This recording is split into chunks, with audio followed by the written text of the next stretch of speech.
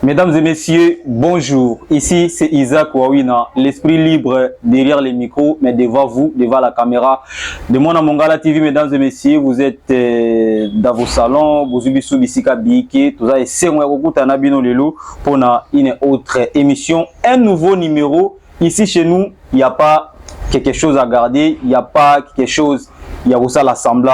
Chez nous, c'est la vérité qui prend place. Donc, la vérité prend place, mais également la réalité, les informations et comme la cabine on a facilité. Totombe la bino boyi bola mona émission Asika. Les autres na isengo ya solo là. Cette fois-ci, c'est pas avec un artiste musicien, c'est pas avec un homme politique, ils étaient na pasteur, ils étaient na comédien. Aujourd'hui, nous avons un réel plaisir de recevoir un plateau. Il y a moi dans Mongala Télévision, notre confrère, journaliste Jacques Wassato Boulouboulou, journaliste indépendant. Monga Sokini Nikunaye Moko Oyebisa Bisotang Tozanaï Awa Jacques. Bonjour. Bonjour Isaac Wawina, bonjour également à tous nos téléspectateurs. Voilà, Toyambi na plateau ya mona Mongala Télévision, Bandego Baïbozo, Kabiso Ezali à l'occasion de ses 10 ans comme journaliste. Awa, avec lui, on va découvrir un moment fort. Place à Banda Moussa Nae, combien d'interviews réalisées, Batoni na Yamba on a plateau, quelles sont les difficultés, les réalités nini à ne pas rater avec cette émission dans Mongala Télévision. Abonnez-vous déjà massivement, partagez l'émission, commentez et likez parce que vous n'aurez jamais déçu. De retour au plateau de la Mongala Télévision, comme je viens de vous dire à l'introduction, qui est na plateau Nabiso, Jacques Wassato Boulouboulou. Une fois de plus, Jacques. Merci beaucoup, Isaac Wawina. Merci vraiment à nos téléspectateurs et abonnés à Mongala TV. À l'occasion des 10 ans, joyeux anniversaire. Nous sommes le 31 juillet 2025. Alors, Jacques, comme journaliste, mais quand nous avons dès le début, Obana Moussala ni ne motiva yo au côté du journalisme. Vraiment Isaac Wawina, merci beaucoup na kopesa maloba. D'abord eloko emotiva kingai ki na landa journalisme depuis na mwana muke na sepela mingi kozana bandeko kotuna ba question. Si je suis avec mes camarades, mes amis, au moins on a ba question et puis hier Moussou, j'ai fait des jeux comme maintenant présenter une information donc ezala ki Moussala moza ki no depuis bon mois et puis quand on a comme en 2015 na koyoka un communiqué, ils ont les cas na radio, dans une maison de presse à Bumba, na radio télé, ils sont menés que non, il y a formation. J'ai dit non, d'accord, raté occasion, il faut qu'il y ait kende, na comme journaliste, na la formation comme journaliste. Voilà, c'était déjà na ba toyo global na ba juin parce que on voit qu'il brevet le 31 juillet 2015. Ce qui te ko zonge la date wana. Et là on y est marqué à l'occasion de ces 31 et là on y est marqué pour cette date où il tient vraiment compte de ça et puis qu'il y a formation. À l'occasion à 31 juillet 2015 pour le sali 10 ans.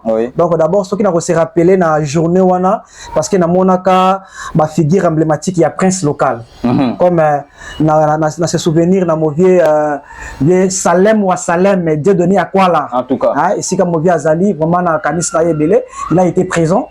Na Kanis également après na biso Christophe Maoula Chama, il a été également présent le jour où il y a remis ma brevet au salé qui est motivant ma casse de l'anga yomoni journalisme comme émission moko ya mabanga musala moko ken tenakeka pona sala ka mabanga or na kota ki journalisme comme profession en tout cas na kota ki journalisme pour que na sala musala o nazomona ngona ba RTNC o nazomona ngona ba Canal Plus na ngona ngona RFI nga pena na réaliser ngona Bumba. Voilà, c'était mon objectif. C'était à Bumba na province ya Mongala la République démocratique du Congo wapi Jacques Wassato banda journalisme ndeko na ngai Isaac na province ya Mongala ils ont décentralisé les comme ça Mongala parce qu'ils avaient un grand Équateur à l'époque et puis na territoire ya Bumba ils ont qui na radio télé Isomene ils ont radio ya madame honoraire maman Janine Mabunda Musekalioko.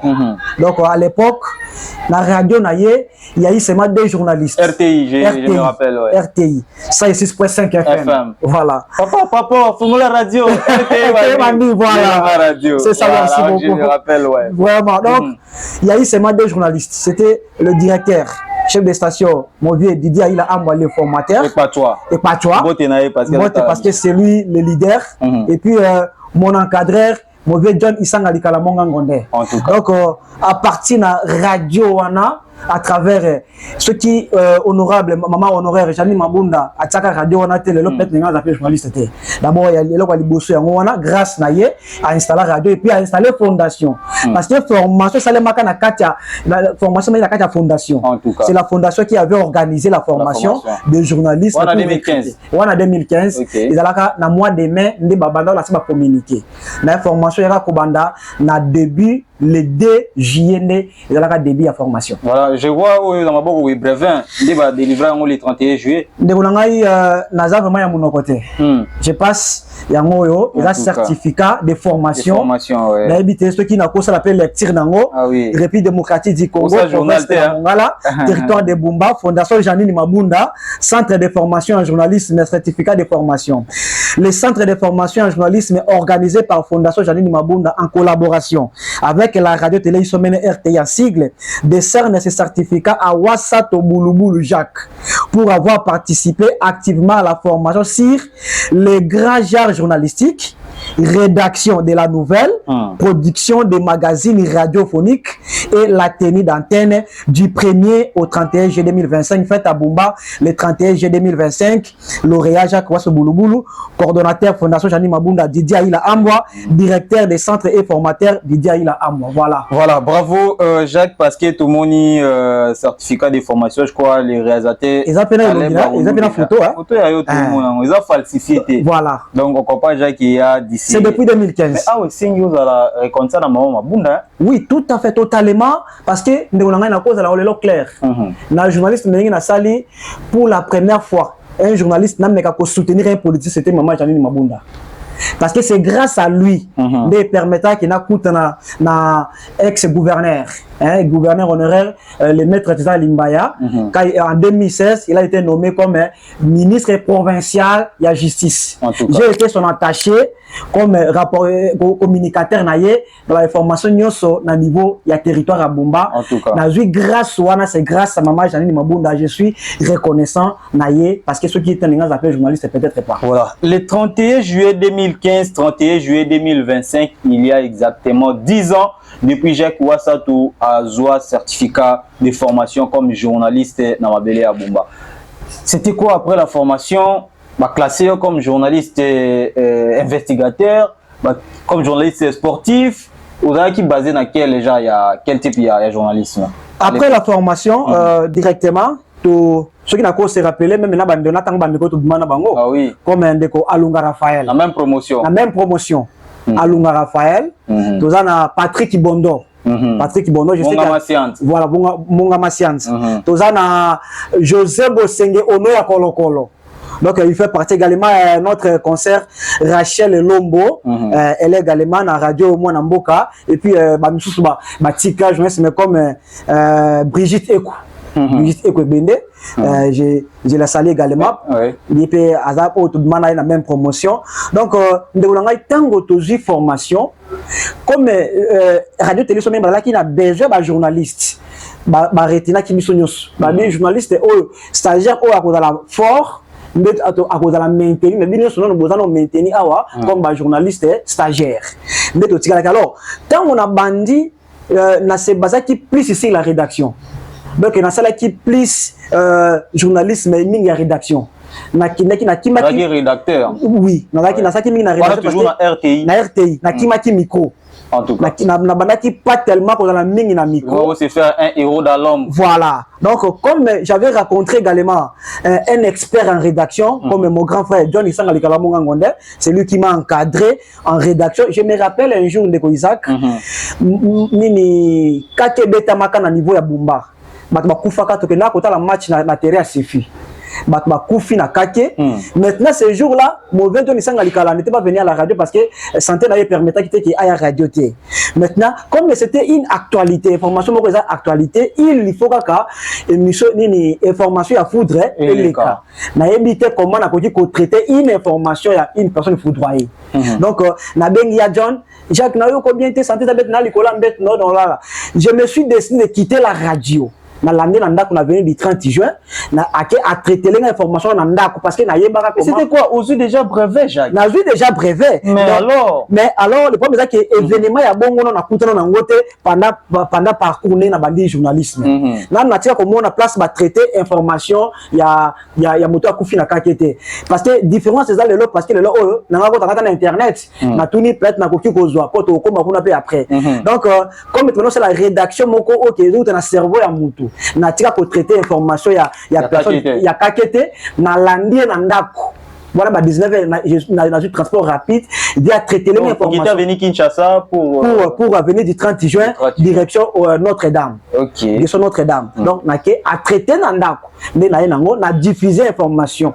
D'ailleurs, on a diffusé l'information, c'était ma concert et Brigitte Ekou qui avait diffusé en français. On a linga les alarans de Gonabiso à Lunga Raphaël. Parce qu'il y a une rédaction. Donc, c'est pour dire que on a continué à journaliste Mbalamoko, on a fait une rédaction. Que batebele baki makamini rédaction yango moni na se bazaki plus na type ya rédaction na côté rédaction parce que pour les traitement d'information. En tout cas, merci beaucoup Jacques Wasato, journaliste aujourd'hui indépendant ou yabandaki na barasi na radio télévision Isomene RTI à l'époque où je crois les réseaux fonctionnaient sous terre. Ouais, les réseaux fonctionnaient sous terre. Déjà aux oubliettes. Donc juste na sala pe wana une année. Ah oui, après en 2016 tango parce que dans tu bandi formation, tu bandi ça la pratique la radio, j'ai été retenu comme assistant de rédaction. J'ai été comme assistant de rédaction et puis j'avais reçu la charge d'administratif et financier. Dans la radio télé Isomene, à travailler comme administratif et financier. Juste après une année, je me suis décidé parce que na comment on journalisme niveau et bando qui na niveau ya Bumba, batu mingi ce que za simana na Isaac Wawina, donc je suis obligé de te soutenir.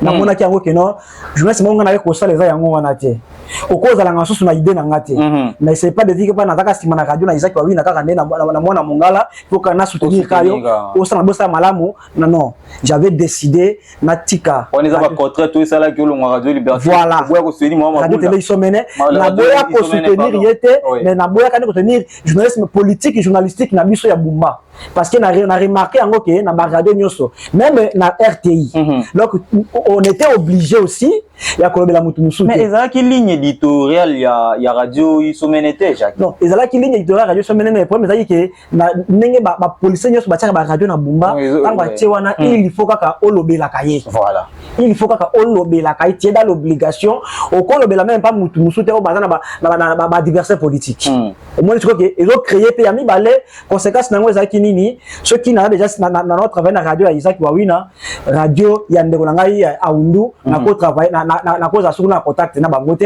même yepé si il est politicien akobenga ngate makamango za tilelo je crois moi déjà une année depuis na quitté Bumba bon Isaac ouais une année bien sûr parce qu'il a fait na utaki Bumba en 2023 donc le problème année que makamango et ozala jusqu'à présent ezali parce que toujours mon nango est difficile au monde un journaliste il y a radio La Voix de Bumba et pas na Pepe Jean-Pierre Liaou oyo kai na radio peut-être il y a nani il y a question de par exemple na mwana mboka par exemple ils a passé mais eloko oyo sala yango ezaka na ngamba ya sport comme les chroniqueurs sportifs na union des jeunes chroniqueurs sportifs de Bumba o ndenge créaka yango et permettre que ba journaliste ba koma kotambola kana ba radio voilà vu cette philosophie au quitter RTI voilà okenda na radio ni na radio communautaire Bumba Lokole RCBL donc j'ai décidé que non comme j'ai vu que une radio communautaire Bumba Lokole c'est une radio ils en être église au milieu du village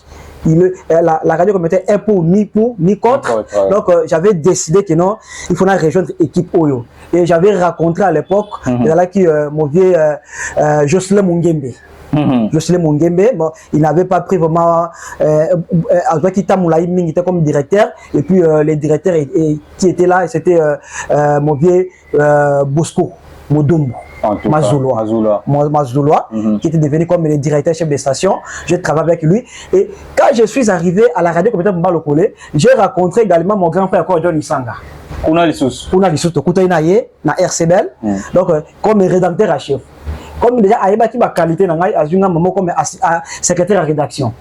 J'étais comme secrétaire de rédaction et après na comme rédacteur à chef na radio communautaire Bumba Lokole avant qu'il a quitté Kinshasa pour venir à Bumba avant qu'il a quitté Bumba pour na koya Kinshasa donc na sukaki au travail na radio communautaire Bumba jusqu'à présent même comme radio travaille soute sur radio bana au travail maintenant ça la fait partie na équipe ya ba journaliste à radio communautaire Bumba Lokole voilà pourquoi on a mis côté journaliste indépendant. Donc si on comprend bien bino ba to bénéficier qui mingi na papier FIDA tant wa yaki na RCBL à l'époque. Ezaki biso ezaki ba te na notonga bien te na notonga ezaki biso te parce que biso kuti prapete mais ba to kuti papier eza ba vela nga Pierre Lilem ba bienvenue Lisamba.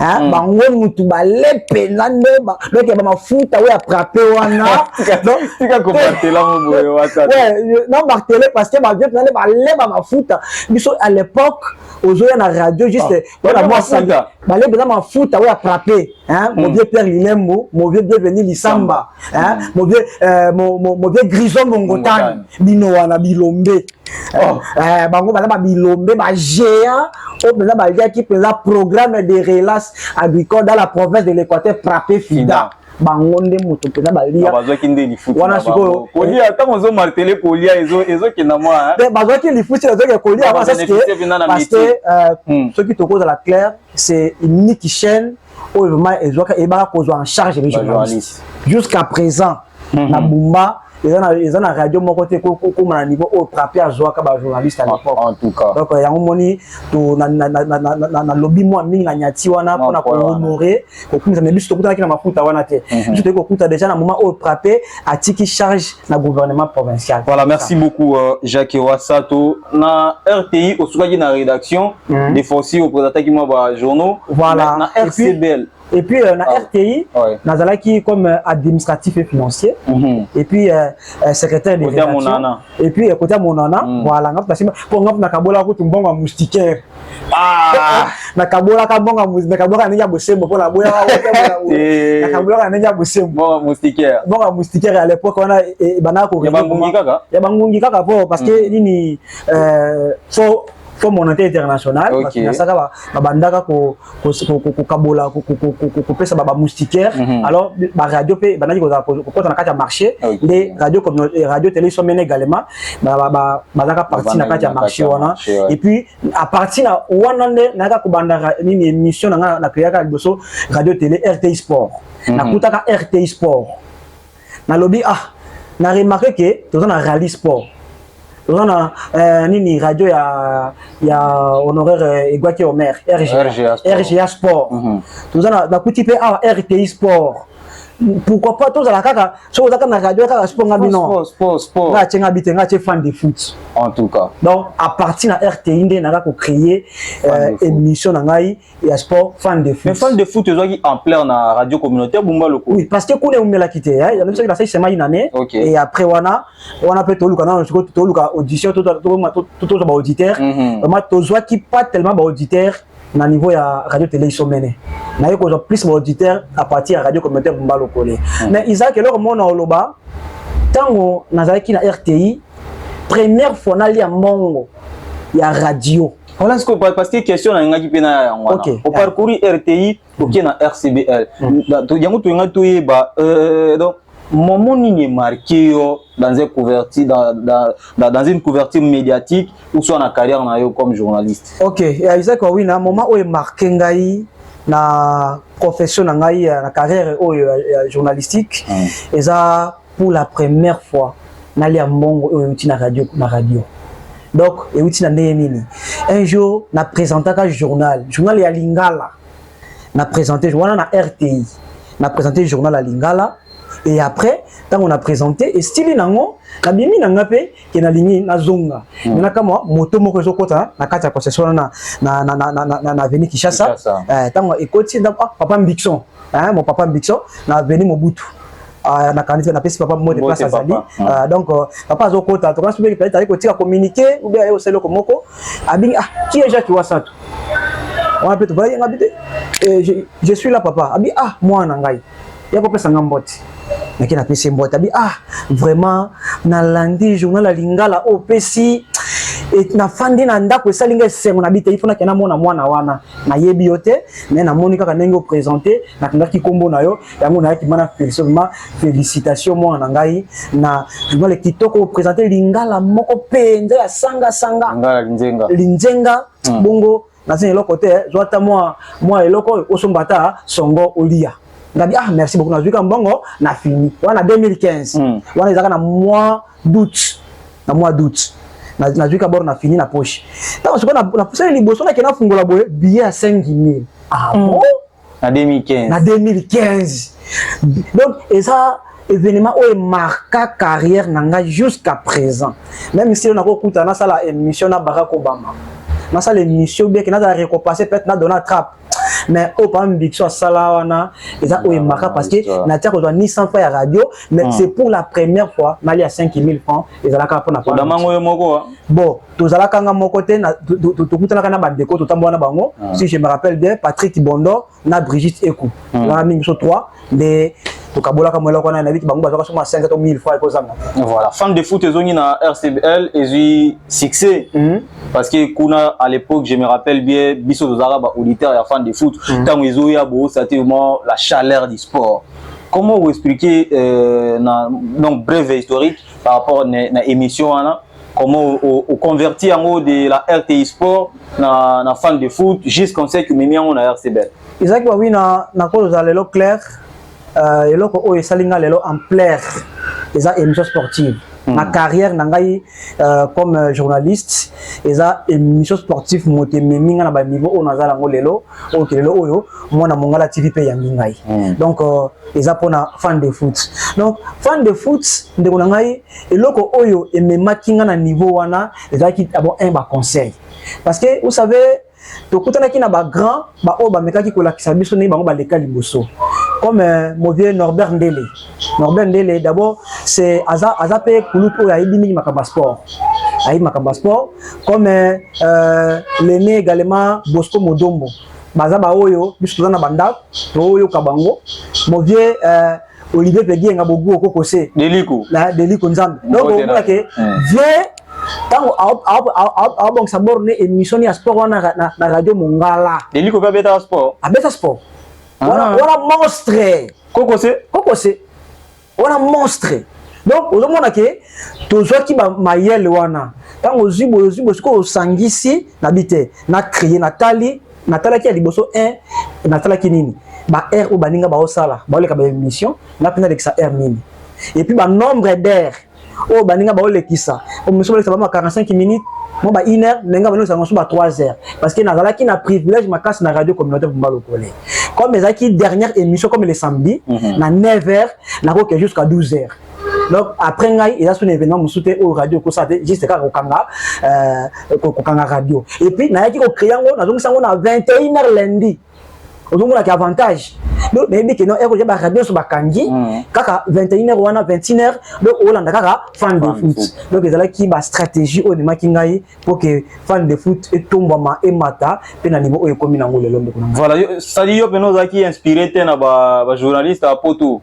parce que ba miswa mingi poto ngana za lokwana ni tout na éviter parce que au petit exemple mingi ya ba journaliste solo ko kozala inspiré na ba journaliste à poto mingi za ki juste pour na retransmission à match parce que la cause de la claire à l'époque on a pas émission sportive n'a pas tellement qu'on en a mingi na to yebaka kabulu mona kabulu yenda yebanaka ko yebana na ninga yebanaka mais azabma na inspiraka idole na te mais tant aussi koyo après moi évolution la technologie to bana soko mona na ba réseaux sociaux nde siko eyaki tant on a eu komona ndeko na biso oyo wala niveau ya Canal Plus à l'époque na ndeko wala na Canal Plus Charles Mbouya tant azaki na digital j'avais apprécié sa façon ya présenter ba émission nde tant na digital na bala makolandaye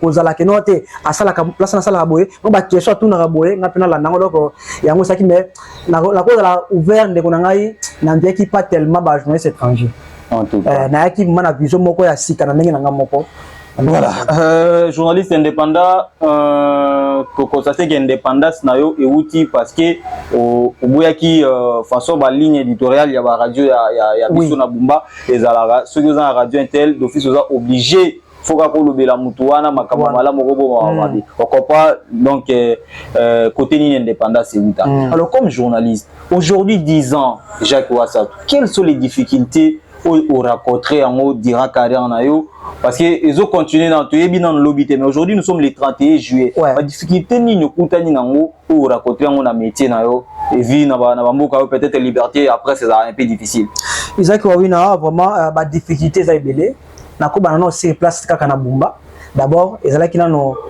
neti ba émission na banda au sala ba 21h wana nous sommes à 21h donc on se rend à 23h et bana ki dobi nous allons à carte insécurité la carte insécurité mais na félicité petit moko petit nanga moko qui technicien na radio communautaire le nom va venir petit garçon le nom comme besoin équipe moké petit wana to bana ko za na ye d'abord il y a liboso qui non insécurité pour na ko zonga ka ba retard il y a mi balé difficulté sur côté parce que tant on a porté ici comme ma indépendance ya journalisme na kati na ngai que non na tiki na na longina na zala kaka na journaliste sportivité na comme il peut attaquer actualité peut-être politique donc comme peut-être que ça information moko ou peut-être il y a gouverneur na joie qui moi ba remarque il y a peut-être par téléphone moi mutazo bengayo azo kanila yo Jacques et là pendant lobby wana yebake o katisi ngambo na biso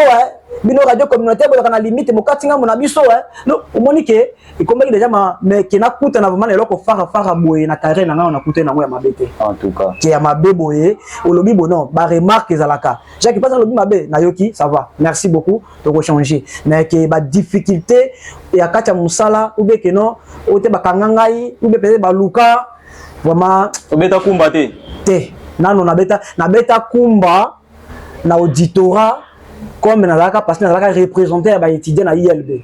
C'était en 2012 pardon en 2014. En 2014, bah déjà ko ça menace mon en prison et puis comme quand on a qui pour réclamer comme représentant na bango ndé et salaka qui ba arrêter ngai mais na kota mais ba kata ba autorité ba mais kokota kumba na ndenge ya journalisme na on a kota te bon omoni ba difficulté quand soko ko finga na presse finga makanango yo chaque yo ndimela ka ba équipe ya boy en tout cas yo ndimela ka ba to boy omona moto sanga yo vous êtes moto liaou parce que moi je travaille avec Jean-Pierre Liaou excellence je travaille avec lui tant qu'on na VPM na débit à Bumba nazalaka aujourd'hui auto yambaka na aérodrome pour la première interview les radio communautaire et là na dictaphone na Simbaka à l'époque na couleur il y a pas perdu voilà vous avez confirmé en Jacques nous avons confirmé parce que le jour à Kitaka na le premier jour à Kitaka na Bumba pour la première fois qu'il na Bumba à Kitaka non pas comme un politicien Kitaka comme un fils de Bumba un originaire de Bumba moi un professeur mais comme journaliste comme j'étais également rédacteur à chef de Tokina Toyamba tout ça kana une première interview au les kana radio communautaire Bumba parce que on était la seule radio où les kana éléments naï donc j'ai travaillé avec lui et après même pendant campagne na cause de langue bien à travailler na je sais qu'il va mettre avec Bazali les conseils mais au travailler na sens nini parce que vous journaliste indépendant oui au travailler na sens que parce que comme à l'époque on était seulement une seule radio qui osait qui naître alors on a travaillé avec des activités na nyonso voilà sa propre radio la voix de Bumba et nano la voix de Bumba était donc ba activité na ba acte na communautaire alors il va y connaître pas na biso donc c'est moi qui était plus proche na bango au Tambola peut-être na aki appelle ça ba matériel hôpital général nazana ye OK aki ya mandika nazana ye donc c'était dans ce sens là nazana mais nazala kate comme attaché de prince na ye je travaillais comme journaliste oyo basé à partenariat na radio communautaire maintenant la radio communautaire et les gengai comme délégué na bango na kati événement en tout cas matoni mingi Jacques atoye na vision et puis engagement pour na yo selon vous donc rôle ya journaliste il est dans la société ils en nini parce que va nous belé le bazo confondre ils ne savent pas réellement le rôle ya journaliste c'est ça selon yo Jacques Ouassat 10 ans déjà na carrière kokopaya donc ba doyen na biso pour nayo journaliste rôle na les amis dans la société actuellement. Isaac Wawina, ça une question très très pertinente. Surtout na carrière na biso lelo et puis na génération ya sima bazoya parce que biso to kuti ba ya baleka ki liboso o biso pe to succéder na bango lelo pe ba biso bazoya sima comme ba Isaac Wawina déjà lelo boza na niveau ampleur. Donc bande ko sengite ba rôle ya journaliste. Rôle ya journaliste ezalité ke po aya abomisa batute. Rôle ya journaliste ezalité parce que comme azawana kaka pour que andimela un parti pris. Non, il y a la différence entre un journaliste et puis un attaché de presse. Bato tiko de sengi toye bango ya place yango yango wana. Lelo oyo yango na baki na début que non, ba politicien na biso ya bomba, ba komisi radio, ba komisi ba journaliste lokola ba attaché de presse na bango. Or que oyo na radio.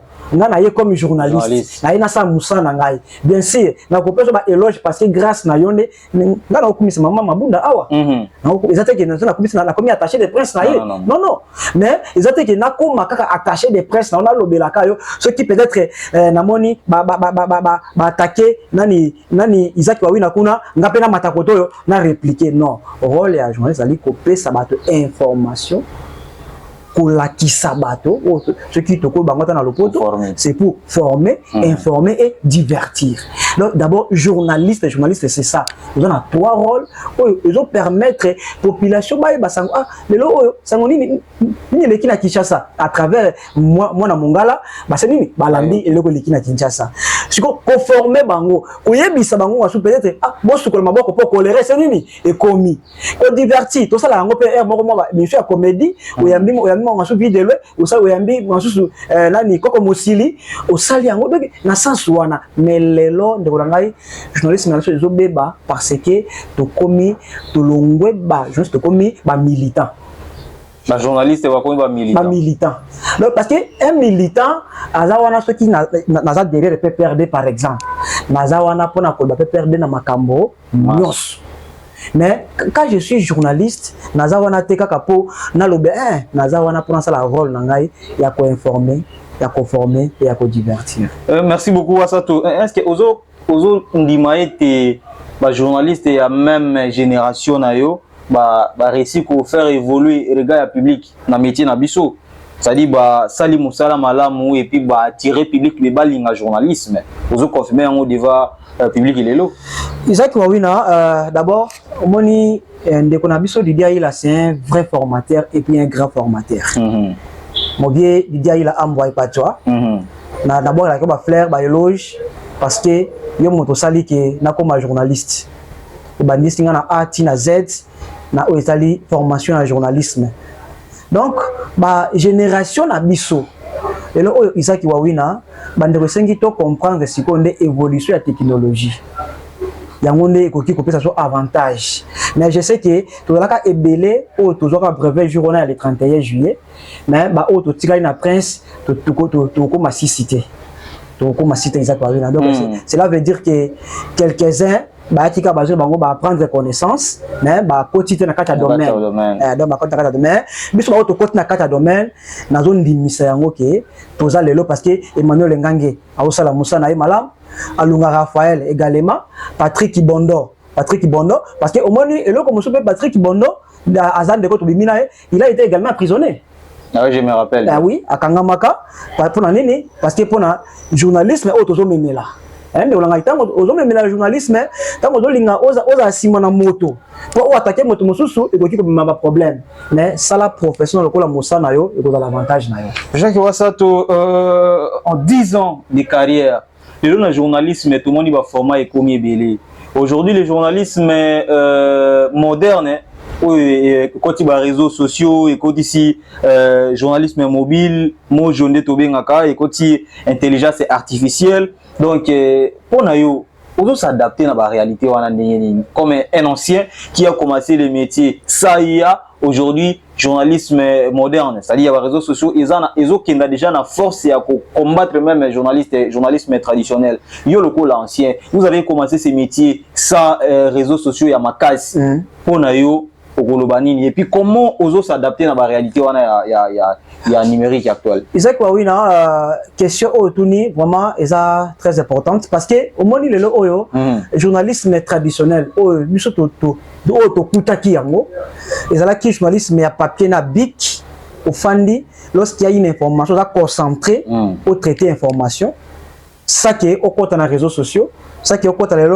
l'intelligence artificielle mais comme le monde évolue mais na pas exemple comme nangai parce que si on s'adapter dans monde ngeni na s'adapter parce que na 2016 2017 déjà na bandaki kokota na réseaux sociaux parce que na bandaki Facebook d'abord en 2012 mais na yaki kokota comme ene nangai Pierre Lilem aza vraiment ene oyo aza fort na côté des réseaux sociaux donc na s'adapter facilement parce que na qui peut encadrer na ko bango Isaac na s'adapter nango parce que lelo oyo il faut oza na carte actualité donc tika la carte na archive ya kala wana kaka ndenge ezalaki non ngala ka mire na rédaction mais parce que même lelo oyo intelligence artificielle soko ozape makasi na rédaction oyebi comment okosala éthique journalistique te osaka copier coller mais ozomona ke tout ça est intelligence artificielle mais ensemble na ba données oyo zanango oyo eza base na yo na journalisme traditionnel de to mêler yango pour épée sa force lelo oyo donc na mis s'adapter rapidement et puis ya mi la cause à la paix reconnaissant parce que to travailler na yo comme tu travailles pe na yo surtout na côté des réseaux sociaux mais na justement et peut moi pas connaissance c'est belé sur yo dès que bimisi manangai mais na ju ya belé parce que na cause à la claire que non na côté na réseaux sociaux oza makasi plus que ngai comme oza makasi plus que ngai il faut penaïba babilo oyo cause peu important pour ngai lo équilibre jeunesse ngai na continuer ngo lelo mes compliments Jacques Wasato bulubulu mais plupart des générations na yo ba zapenzate hein wa bondo Patrick na yebité Patrick pena sur les réseaux aza visibilité za un peu donc Raphaël Alung également mais pour na wana au Kolobanini quel conseil européen ça bango est-ce que pour na bango il y a tout le numérique actuel les réseaux sociaux il y a que baby sa journalisme ou soit éthique en gana lina et il y a que baby sa journalisme mais au contraire et il y a ce que bakisa subuye bina journalisme parce que numérique actuel et il y a que bakisa connaissance pour permettre mutu le contenu qui raisonner tant moulai mais à travers numérique il peut se répondre à quelques secondes et puis réagir et là on a koyé bisane na bandeko et autre bina bango promotion moko ko bandeko Patrick Bondo ndeko Alunga Raphaël Emmanuel Nganye quand même oui moko na monaka moi moko mais pas tellement besoin la quantité il faut besoin la carte actualité bo sangisa connaissance autojui na journalisme traditionnel na numérique yango eza force parce que les réseaux sociaux les oyo eza impacté et tant que lobika na radio mona mboka esudika na bumba dès que les oyo tout monde pende ko TTC a commis ko connecter moko ba émission monsieur comme les capitaux na réseaux sociaux donc c'est ça donc isengi bandeko ba s'adapter na actualité ou eza sur le plan numérique Jacques Wasato bulubulu au Kolobanini na un jeune. Il y a un jeune congolais, un jeune Oazota Labiso actuellement, où il y a c'est le journalisme et le conseil européen, ça est Oazota Labiso aussi. On dit journalisme c'est un métier noble, un métier savoir. Donc, parce que au Romana, Isaac, même aux Awana, n'ayez que au coup de la capinamo, tant aux qui peut-être na bomba, tant autant mon anzela, bah tu vas causer un débat. Au moins, on a un débat, on dit ah, journaliste, bon, ça va. Je sais, il y a qu'à Oyo Koloba. Bon, ça nini. Donc, ça dit qu'il faut avoir connaissance dans le domaine news. Dans le journalisme, mais à ça pour ça, mais oye bata moins d'âme. Parce que quand vous avez un médecin, il faut avoir une question médicale. Quand vous avez il y a un ingénieur, il y a une question technique. Il faut permettre, alors, le conseil n'a pas pu ça na bandeko. Ma jeune, oyo, boye déjà. Nous avons déjà besoin de 4. Beaucoup de 4, je fais beaucoup de gens niveau numérique. Et là, on a reçu un abino, et ça qui est beau sale et la moussala nabino en respectant éthique et déontologie journalistique. Ceux qui me respectent, yango, molongo o ememi, beaucoup comme on a bisika koleka o biso to komi. Et là, niveau o Isaac wa wina komi lelo, na na bandi je laisse liboso ya Isaac, alobi yango kino, alaka auditeur na ngai, mais lelo oyo niveau Isaac a memi journalisme na ye, azali kolo. comme aza likolo il faut la respecter ye. Alors yo pe ozo ya sima pourquoi pas au kota na niveau na te ngapena le ka Isaac ngapena le ka Jacques ngapena et le que ça mutu pour mutu mata il faut la comparaison c'est-à-dire qu'il y a quoi ça moninga te mais à koluka ke au comme na niveau o ya compé au surpasser na connaissance bandeko ba jeune au besoin na besoin beaucoup maloba tenga be journaliste eza malamu mais oui bande important sa musala oui ba valeur ya journalisme oui ba musala o lingo kota eza na ba risque ils ont des conséquences, ils ont des avantages, ils ont des désavantages. Ceux qui ont maîtrisé en côté, ou sont kananzela. Ou sont que non, na banda nga pe na banda ko baka mabanga, ou sont journaliste ya mabanga, mais il faut quota na actualité journalistique et qu'on permettre yo aux à la plus excellent lobby ou kana comme bima pour l'honneur il y a province na biso il y a territoire na biso que non voilà originaire ya biso kuna abima kuna parce que bref nga o Isaac wa wina nako na koki ko zonga moi sima mokepe j'ai été reçu ici na RTVS 1 na Kinshasa na yambamaka na RTVS 1 kokoma na ya sika tango na komi na moni baole kisa communiquer que non ba ça recrutement ya ba stagiaire journaliste na ke na RTVS 1 eza chaîne ya Adolphe Muzito tant on a commis ba ya mbingai que non on peut ça droit ya ole kanani na test na pesi $20 j'ai payé $20 et puis mutafutela ngango ezali juge de donner mandat papa nanga sika na pesi mbote juge ya cour constitutionnelle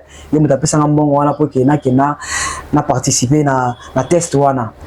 Quand je suis allé na présenter certificat na ya formation bande baboyango oyo baboyango ah ote il faut que na formation awa na Kinshasa ndenga bino mo bengi formation te bino mo bengi ke muto ya test oya concours test et la somme comme formation te alors nga na ye pour na passer test ceux qui na cause perdant ndango mo la perdre là bon na futi mbongo et puis des transports na futa ka chaque jour na banako ya ils ont la binoto non formation pour na non et la formation les plus important ti de directeur ya RTVS ya RTVS en wana attends ya kuti sabino botika ye asala Isaac, je vous dis Dieu témoin aujourd'hui dans la presse. Quand on toque la formation, la test, parmi tous les cinquantaine de personnes. Mais parmi les trois, on va maintenir parmi les trois. En tout cas. Parmi les trois, on va maintenir la RTVS 1. Félicitations. Nanini, et là, on va question, on test ni basala la rédaction.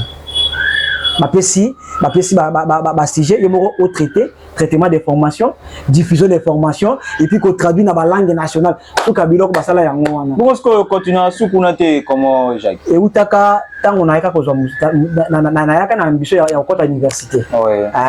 Quand on écoute maman qui n'a pas université et puis la faculté de médecine et permettra vraiment que déplacement exact. En tout cas. Alors tant on a bandé iniki na début et puis il s'agit de demander na ka cause la éprouver na papa on est bien qui ne bozaka na cérémonie wana de et ça là que na ka taper classe na côté médecine mais na musala mususu de ça qui na tika journalisme donc na Kinshasa awa de 2021 jusqu'à 2022 à 23, on a pour moi sur la journalisme, même en ligne, on a vraiment vraiment parce qu'il n'a pas moussala moko, il peut mettre que na sala mais tant on a qu'on vend dans son habité, bien qu'il n'a pas moussala oyo, il faut na sala peu journalisme, des sangai qui tous à la fin de travail. Dans un métier à vie, le métier noble, métier oyo, ce que vous allez avec objectivité et vous appelez malam au monde à côté niveau mémayo. Jacques Wassatou vers la fin déjà émission Nabiso 10 ans parce que tout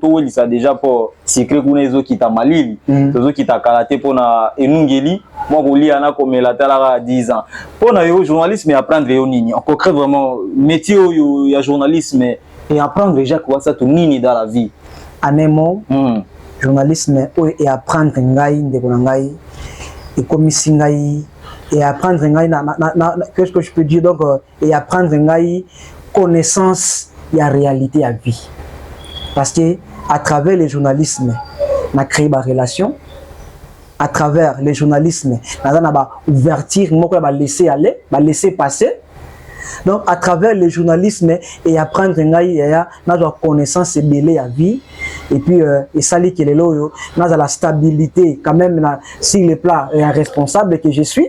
Donc et apprendre ngai makambo et belé de Isaac Wawina mais na beaucoup c'est et apprendre ngai réalité à vie. Réalité à vie, Jacques Wassato, il y a aux en chiffres, il y a un nombre d'interviews réalisées durant 10 ans de carrière na yo. Na cause na ngote parce que l'équipe est belé vraiment, un nombre d'interviews na sali, il est belé vraiment. Donc pour dire qu'il y a Liboso première interview na ngai ya Liboso na salaka ngo ezalaka si na cause une bonne mémoire ezalaka na stade na terrain ya Sefu tango stade de Bukanaka à terrain Sefu après un match il y a Lokole, oui, je me rappelle. Et là, on a il y a Lokole. On s'est rappelé. Donc, il y a interview, il y a joueur. Vraiment. Et quelle est la personnalité, je pense que vous allez répondre, non? Oui. Alors, la personnalité influente congolaise ou soit n'importe quel pays ou ici qu'on interviewé, oui, vous avez idée? Bon, j'ai interviewé le peuple Jean-Pierre Liao pendant qu'il était encore, à l'époque, on était à Bumba. Il était encore député après avoir publié les résultats en 2018, jusqu'à 2020. Et puis j'ai interviewé les sénateurs, nos députés également, les députés nationaux, ça pour autant compter aussi les provinciaux, les gouverneurs, mon vieux excellent César Limbaya. Donc, d'abord pour la cadre à Mongala. Dans cadre de la province à Mongala, on a interviewé vraiment moi, autorité politique.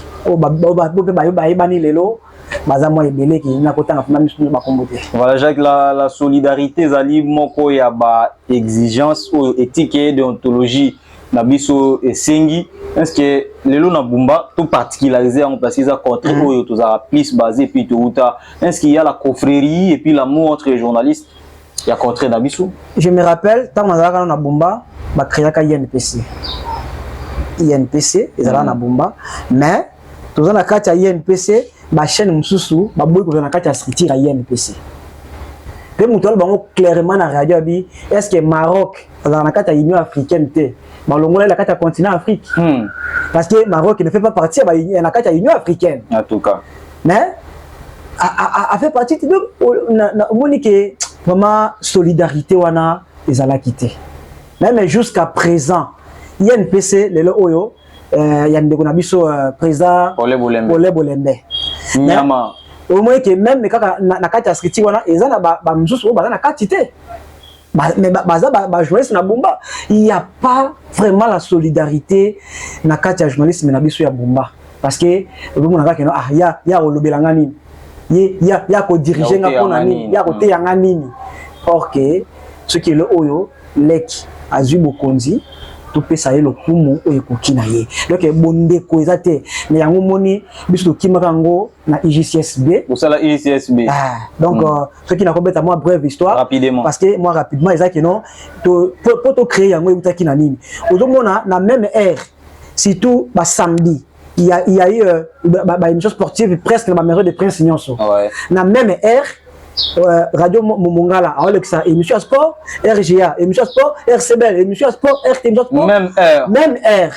Na monnaie que non bandeko comme tout ça la boye to pensa ba auditeur na biso to comme no mana ba niveau to ka Kinshasa awa ba chaîne eza belé non mais bien sûr to comme ba chaîne belé mais tout ka ko équilibrer quand même ba auditeur na biso ba ko landaka ba émission sportive non alors na vie il connaissait bon comme moi je suis à la radio commentaire Bumba Lokole vous tous vous venez chez moi mais toi qui ko créer eloko wana bandi ko ya ipana ngai bandi ko ya ipana ngai jour émission ya fan de foot au mona ndeko Trésor Emeka il y a la voix de Bumba aye Jacques Akonda na Radio Grâce Arsenal aye donc nani ndeko biso Benjamin Egwake na Radio Mwana Mboka aye donc tout le monde na Radio Liberté également baye to sangani to sali yango mais on dit bon comme to banya we pana ngamo na RCBL et suka awate to bana pe ko tambola on a essayé de mettre problème à cause à la claire et là qui a difficulté zaki mon confrère Trésor Emeka Roger Meka abana ko yepa na biso et pas na ngai na RCBN.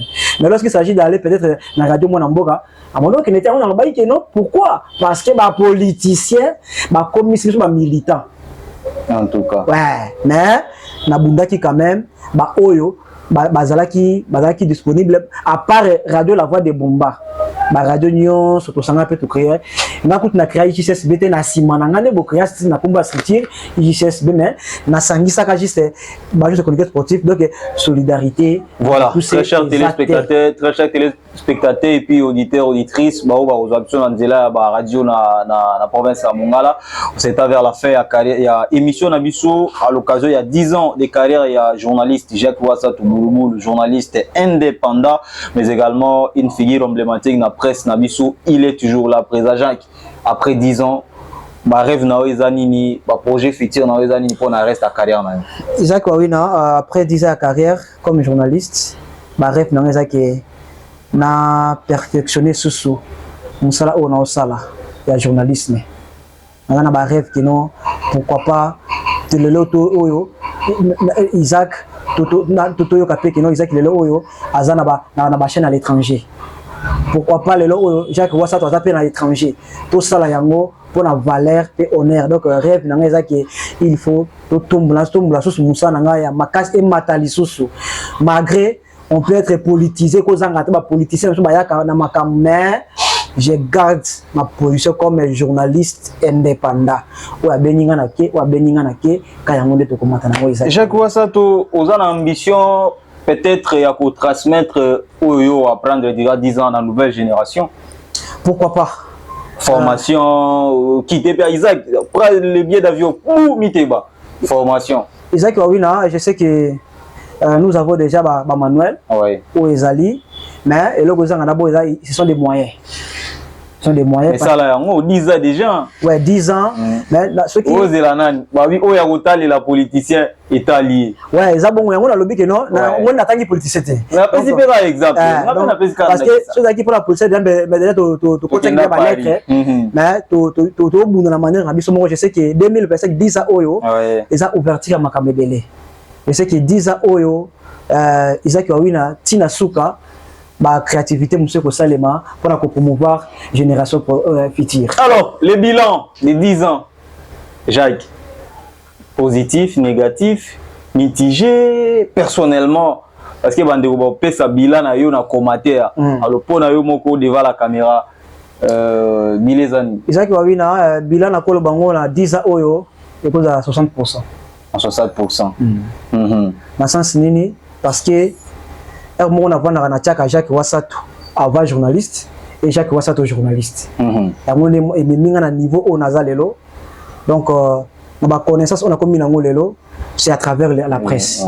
Donc, on a 60% pour un positif, il y a bilan malgré le combat. Comment journalisme mais on est sali qui tous Voilà, mesdames et messieurs, très chers téléspectateurs, Awande Touchi Pout. Na émission na biso na confrère journaliste les doyens de notre métier ancien na Bengaï Noko il est toujours là avec moi à la Kinshasa dans tous les reportages la Wawina Ozat Tokeni donc il s'appelle Jacques Wassatou Boulouboulou Monga Mokombe il vient de totaliser 10 ans na carrière naïe. Il y a journaliste ou à Saliango de Bumba jusqu'à Kinshasa, la capitale de la République démocratique du Congo. Il y rêve encore, il y a qu'au perfectionner, mais également faire le journalisme international, voire même à l'étranger, pour vendre image Yambo Kanabiso. Aïbisibino, moment fort, Aïbisibino, Bavatage Azwa, Aïbisibino, nini un journaliste a ko sala a sengi unité ezanakati ya musala biso Jacques Wassatou Boulouboulou la mona mongala télévision na ba téléspectateur na yango ba pesi merci beaucoup pour na ko disponibiliser ta ya ko répondre na ba question na biso liloba na ya Tina oyo pour na to clôturer émission ya mokoma lelo et bozani devant la caméra ya mona mongala ya liboso na tontinano caméra ya chaîne na bino ya mona mongala TV oyo ezali chaîne lelo oyo ezana kati actualité ezo sala ki et ça là et même ba sona ba archive mususu parce que so natali na mwana mongala TV et bosola ko féliciter et ko remercier bino ndenge oyambinga lelo na micro na bino vraiment na souhaiter na bino ba meilleur qui est chaîne Oyo et qui est Liboso. Ok, ceux qui paient le lot Oyo, parce qu'il y a des publicité, ceux qui paient le lot Oyo, qui est Bisso ba Oyo, ma possibilité, mon ami, pourquoi pas soutenir cette chaîne. Mais déjà, soutien à la totale. Un jour, téléspectateur, on a invité. Voilà, donc, dans ce sens, donc, soutien aux assureurs que si les plans aussi financent, le matériel, pour permettre que Abassime qui est Liboso. Donc, moi, dans Mongala TV, on a monté Manangaï. Merci beaucoup, en particulier Isaac Wawina. Merci. Na technique Mobimba, il y a un développement Caleb Aoundou. Merci beaucoup. Libanga ezate. Libanga ezate. Comment dédicace ndezalaka? Bon, pour moi, Libanga ekozanga te. Na pesi Libanga ya Liboso na mon formateur Didier Aïla Amboa. Et si vous allez bambo tebele. Ekpatoire. Voilà, na pesi également mon formateur John Isanga Likala Monga Ngonde. Hein, mbala mama Karine. Papa na Joscar, papa na Josmar, papa na Pirmats. Donc, ma mère est belé. Et puis, mbote nabino nyoso boutikali. Boleke belé, mbote belé, sans oublier, bana nangai. Hein? Napesi, Judith, Mobati Wasato, Rachel Wasato, hein? Anaël Wasato, pourquoi pas aussi Méritana Wasato, on est ensemble avec vous. Donc, vous êtes les meilleurs. Sans oublier aussi mes petits-fils, hein? Bakoko nangai. La personne est 7 Panza, le 31 déjà, mais dit que aussi ça qui déjà examen d'état nayo, meilleur pour nayo. Pourquoi pas également, salut également Winner ainsi que Neftali Panza, vous êtes les meilleurs. Merci beaucoup. Le 20 PM, tu es en bagui dans le plateau et à moi dans mon gars. Vous savez, 20 PM, voilà. C'est pas la Fisto Pima. À travers Fisto Pima. Sans oublier Fisto Pima. Mobutu. Mobutu, il y a qu'un voyage à Kinshasa. Parce que, comme le Oyo, ceux qui m'ont Kinshasa, pour confirmer qu'il y a une photo dans 20 PM, Jean-Pierre Liao. Alors, les jours là, les Kébélé, Isaac, les Kébélé, il faut confirmer, il faut qu'on a photo là. Raja Willy, à Kanina 20 voilà. Voilà. Moi, liste, on a Ndekoja Willy, Ngonga, Trésor Mbolo, et les autres. Donc, kanga photo. Alors, tant que je suis fisté pimaye, bon, Jacques, yo, to kangana yo photo. Maintenant, yo, mo to 20 PM nangai. C'est qui n'a comme un VPM, c'est Mobutu. Comme il est également Mobutu, Bambote Belé Nayo, VPM Naoye. Voilà. Merci beaucoup. Mesdames et messieurs, Awande Tosugi, émission Nabiso ya Mopolo Lelo, vous allez qui baïke diva ba caméra ya Mona Mongala télévision. Merci également. Nathan Oyobo disponibilisé en haut, vous allez qui sur les canapés, bamso sundenge na lobara toujours, bazala qui likolo ya bato les ka bazota la biso, bazoyo kabiso également parce que ba émission na biso mingi zalaka en différé et puis zalaka rediffusé na ba radio locale et c'est un retour biso motema pour la même plateau na mwana mboka 20 PM Jacques Wasato Boulobou le journaliste indépendant na banza été lelo akodisi 10 ans na carrière na ye biso tozolanda bango malembe jusqu'en sait un jour tu revenir aussi sur ces plateaux pour na kolobela carrière na biso et puis kolobela mibumi et tout ça li yango na journalisme. Plaisir pour nga zalaki kolobisa ye l'une des icônes ya métier na biso na province ya Mongala et puis na République démocratique du Congo. Merci na héros dans l'ombre les puissants réalisateurs Caleb Aoundou, le patron de Sky Group, na continuant toujours pour benga bino bokende kusala ba photo ya bien kusala ba fiche à qualité, ba podcast à qualité, ba lobi kuna et pas Sky Communication, la visibilité numérique. Isaiah Makai, pour booster ma page Nabino, c'est possible. Voilà, c'était pour vous, humble serviteur, Kaizen Isaac Wawina, l'esprit libre derrière les micros. Et c'est moi qui ai monté ma yamba,